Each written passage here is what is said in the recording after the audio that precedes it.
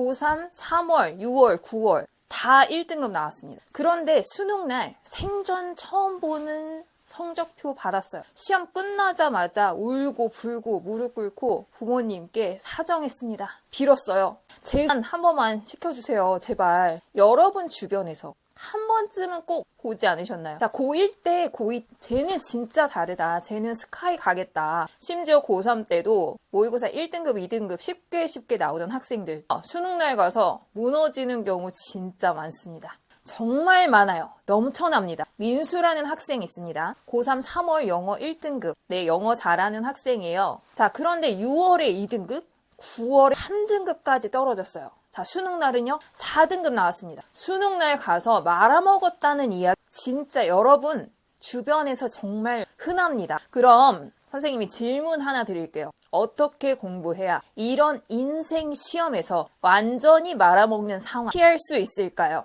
저는 20년 이상 현장에서 수천 명의 학생들의 수능 영어를 가르쳤고 10년 이상 입시 학습 컨설팅으로 멘탈 관리와 동기부여를 전문으로 한 대치동 셀리나 쌤입니다. 오늘은 수능장에서 무너지는 학생들의 진짜 공통점 3가지를 말씀드릴게요. 첫 번째, 지금 성적 이퀄 수능 성적이라는 생각은 제발 갖다 버리세요. 이게 현역들이 제일 많이 하는 착각입니다. 수시 쓰면 이미 붙은 줄 알아요. 모의고사 1등급 나오면 이미 스카이 간 줄 안다니. 전교 1등, 성적표 1등급 찍히면 나 공부 꽤 잘하는데? 착각합니다. 물론 모의고사 기준 중요합니다. 모의고사 중요하죠. 못한다는 말이 아니에요. 그 학생이 공부를 못하냐? 그건 아니야.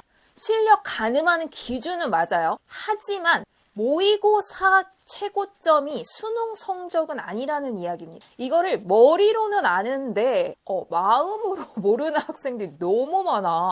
수학에서 항상 1등급 나오던 학생이 있었어요. 논술 최저는 무조건 맞추겠죠 하면서 구평 보고 면접 준비 시작했습니다. 그런데요, 수능 끝나고 3등급 나왔어요. 이과인데 수학 3 최저 못 맞췄어요. 당연히 상위권 대학은 갈 수가 없어요. 그래서 면접 수업 전부 취소했습니다. 그 학생이 했던 말 아직도 기억나요. 쌤, 저 이미 합격한 줄 알았어. 어깨에 뽕이 너무 들어가 있어. 자, 명심하세요. 수능 성적 받기 전까지는 항상 겸손해야 합니다. 자, 두 번째는요. 멘탈 관리를 공부하듯이 하셔야 돼요. 매일 하루 최소 5분입니다. 자, 공부 전략, 계획, 학원, 과외, 인강 다 중요하죠. 근데 멘탈이 무너지면 다 소용없어요. 자, 자기 효능감, 메타인지, 초긍정 사고, 목적 의식, 극성실, 전략적 사고 이런 요소들 물론 중요합니다. 근데 하루 이틀은 유지가 돼요. 1년 내내 똑같이 유지? 이거는 사실상 거의 불가능합니다. 자, 손흥민 아버지가 비 와도 눈이 와도 운동장에 선 긋고 축구공 수백 개 차게 훈련해도 모든 선수가 결정적인 순간에 손흥민 선수처럼 골 넣나요? 아니죠. 그래서 손흥민 선수가 특별한 겁니다. 공부도 똑같아. 아무리 평소 실력이 좋다고 해도 결정적인 날 헛발질하는 순간 빅 찬스를 날려버리는 거예요. 근데 이런 경우가 너무 많아. 그래서 멘탈 관리 5분은 무조건 하셔야 합니다. 명상이든 일기를 쓰든 기도를 하든 호흡법을 알든 자신만 멘탈 관리 5분이 필요합니다. 하루를 시작할 때 5분, 그다음에 끝날 때 5분 하시면 굉장히 효과가. 자, 세 번째는요.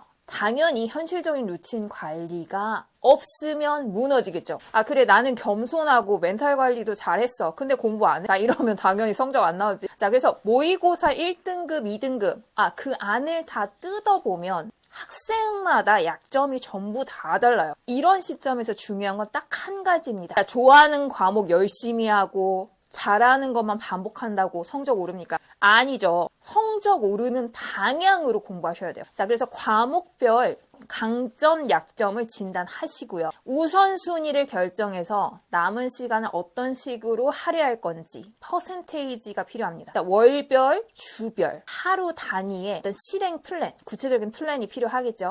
성적이 안 오를 때는 방향을 반드시 바로 수정하셔야 돼요. 자, 지금 방향, 내가 하는 방향이 맞다. 자, 성적 당연히 오릅니다. 당연히 시험장 가서도 성적 잘 나올 가능성 높아요. 하지만 지금 방향이 틀렸다. 성적이 정체되거나 떨어질 가능성이 높고요. 당연히 시험 성적 더 떨어집니다. 격차는 더 커질 수밖에 없어요. 방향을 잘못 갔으니까. 우리가 공을 찼는데 공이 1도씨만 잘못 날아가도 엄청 차이가 나요. 자, 이럴 때 혼자 끙끙대지 마십시오. 전문가의 도움이 필요합니다. 아니면 나와 비슷한 성공 사례를 찾아보세요. 검증된 모델로 본인의 케이스에 맞춰서 제대로 방향을 틀고 공부를 다시 실행하는 것이 중요합니다. 그냥 하던 대로 똑같이 하면 성적 안 오를 가능성 매우 높아요. 빠르게 바꾸고 바로 실행하셔야 합니다. 자, 여기까지 들으면서 이거 내 얘기인데 싶었던 학생 분명히 있죠. 자, 수능 멘탈 때문에 불안한 부분, 루틴 관리에서 막히는 지점, 지금 성적 믿어도 되는가, 이런 것들 궁금한 부분 있으시면 댓글로 꼭 남겨주시고 쌤이 직접 보고 정말 중요한 주제들은 영상으로 하나씩 풀어드릴게요.